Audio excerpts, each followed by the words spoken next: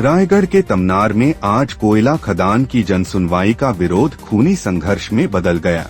जिंदल कोयला खदान के विरोध में प्रदर्शन कर रहे ग्रामीणों और पुलिस के बीच हुई भिड़ंत ने पूरे इलाके को दहला दिया है। पुलिस जब रास्ता साफ कराने पहुंची तो उग्र भीड़ ने जानलेवा पथराव शुरू कर दिया, जिसमें महिला टीआई कमला पुसाम गंभीर रूप से घायल और लहूलुहान हो गयीं। ग्रामीणों का गुस्सा यहीं नहीं रुका, उन्होंने मौके पर खड़ी एक बस और कार को आग के हवाले कर दिया और एसडीएम की गाड़ी में भी जमकर तोड़फोड़ की। प्रदर्शनकारी 8 दिसंबर को हुई जनसुनवाई को फर्जी बताते हुए पिछले कई दिनों से आंदोलन कर रहे थे। फिलहाल भारी पुलिस बल के साथ एसपी मौके पर पहुंच चुके हैं और पूरा इलाका छावनी में तब्दील है।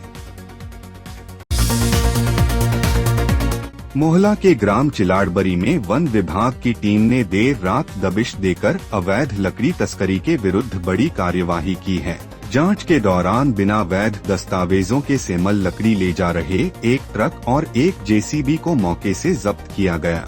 विभाग अब लकड़ी की कटाई से जुड़े तथ्यों की बारीकी से जांच कर रहा है, जिसके आधार पर आगे की वैधानिक कार्यवाही सुनिश्चित की जाएगी। जशपुर के कोतवाली थाना क्षेत्र अंतर्गत काइकछार में आज सुबह 2 ट्रकों के बीच आमने सामने की जोरदार भिड़ंत हो गई। टक्कर इतनी जबरदस्त थी कि दोनों वाहनों के चालकों की मौके पर ही मौत हो गई। सूचना पर पहुंची पुलिस ने गैस कटर की मदद से कड़ी मशक्कत के बाद शवों को बाहर निकाला। फिलहाल पुलिस ने मर्ग कायम कर शवों को पोस्टमार्टम के लिए भेज दिया है और मामले की जांच शुरू कर दी है। बांग्लादेश में हिंदू समाज पर हो रहे अत्याचारों के विरोध में धर्मजगढ़ के सर्व हिंदू समाज में गहरा आक्रोश है। इसके खिलाफ आगामी 30 दिसंबर को शहर में एक विशाल रैली निकाली जाएगी, जिसके बाद गुड़िया चौक पर बांग्लादेश के कार्यवाहक प्रधानमंत्री का पुतला दहन किया जाएगा। आयोजन समिति ने प्रशासन को इस संबंध में सूचना दे दी है और अधिक से अधिक लोगों से शामिल होने की अपील की है। प्रदर्शन के बाद प्रशासन को ज्ञापन भी सौंपा जाएगा। रायगढ़ नगर निगम के ऑक्सीजोन प्रोजेक्ट पर गंभीर सवाल उठ रहे हैं। जूट मिल क्षेत्र स्थित किसान राइस मिल के पास ऑक्सीजोन बनाने के लिए नीम, जामुन और सागौन जैसे करीब 2 दर्जन पुराने पेड़ों को काट दिया गया है। आरोप है कि बिना किसी वैधानिक अनुमति के इन पेड़ों की कटाई की गई। कांग्रेस के विरोध और मीडिया में मामला आने के बाद बचे हुए पेड़ों को भी हटा दिया गया। अब स्थानीय लोग और विपक्षी दल प्रशासन और वन विभाग की कार्यप्रणाली पर सवाल उठा रहे हैं। रायगढ़ के नयागंज निवासी अभिषेक देवांगन की आत्महत्या के मामले में परिजनों ने कोतवाली थाने में लिखित शिकायत दर्ज कराई है। परिजनों का आरोप है कि अभिषेक की प्रेमिका और उसका एक अन्य साथी उसे लंबे समय से मानसिक रूप से प्रताड़ित कर रहे थे। गौरतलब है कि फांसी लगाने से पहले अभिषेक ने इंस्टाग्राम पर एक वीडियो साझा कर अपना दर्द बयां किया था।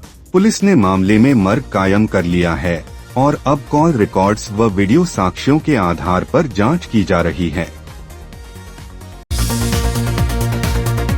रायगढ़ में नए साल के जश्न को सुरक्षित बनाने के लिए एसपी दिव्यांग पटेल ने सख्त दिशा निर्देश जारी किए हैं। सार्वजनिक स्थानों पर हुड़दंग करने, कार की छत पर स्टंट दिखाने और शराब पीकर वाहन चलाने वालों के विरुद्ध तत्काल जेल भेजने की कार्रवाई की जाएगी। पुलिस ने बिना अनुमति डीजे बजाने और ट्रिपल राइडिंग पर भी पूर्ण प्रतिबंध लगाया है। सुरक्षा व्यवस्था की निगरानी के लिए सीसीटीवी कैमरों और पेट्रोलिंग टीमों को मुस्तैद किया गया है, ताकि शांति व्यवस्था बनी रहे। राजधानी रायपुर के तेलीबांधा थाने के बाहर बजरंग दल और विश्व हिंदू परिषद के सैकड़ों कार्यकर्ताओं ने जोरदार प्रदर्शन किया है। कार्यकर्ता अपने 7 साथियों की रिहाई की मांग को लेकर सामूहिक गिरफ्तारी देने पहुंचे हैं। पुलिस को चेतावनी दी गई है कि यदि कार्यकर्ताओं को जल्द रिहा नहीं किया गया तो हजारों की संख्या में कार्यकर्ता अनिश्चितकाल के लिए थाने के बाहर धरने पर बैठेंगे। फिलहाल बड़ी संख्या में प्रदर्शनकारी सड़क पर बैठकर नारेबाजी कर रहे हैं। भिलाई में बागेश्वर बाबा धीरेन्द्र शास्त्री की कथा के बीच छत्तीसगढ़ के पूर्व मुख्यमंत्री भूपेश बघेल ने उन पर तीखा हमला बोला है। बघेल ने शास्त्री को ढोंगी और भाजपा का एजेंट बताते हुए कहा कि वे छत्तीसगढ़ केवल पैसा बटोरने आते हैं। पूर्व मुख्यमंत्री ने धीरेन्द्र शास्त्री को चुनौती देते हुए कहा कि वे छत्तीसगढ़ के किसी भी साधु महात्मा के साथ शास्त्रार्थ करके दिखाएं। उन्होंने आगे कहा कि जब शास्त्री का जन्म भी नहीं हुआ था तब से वे हनुमान चालीसा का पाठ कर रहे हैं। साल 2025 छत्तीसगढ़ में नक्सलवाद के विरुद्ध निर्णायक वर्ष साबित हुआ है।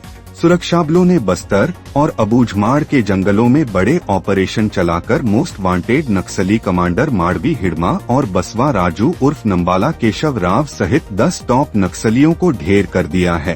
केंद्रीय गृह मंत्री अमित शाह की डेडलाइन से पहले ही नक्सलियों के अभेद्य किले ध्वस्त हो रहे हैं। इस ऐतिहासिक सफलता के साथ ही माओवादी नेतृत्व की कमर पूरी तरह टूट गई है और लाल आतंक का गढ़ माना जाने वाला क्षेत्र अब शांति की ओर बढ़ रहा है।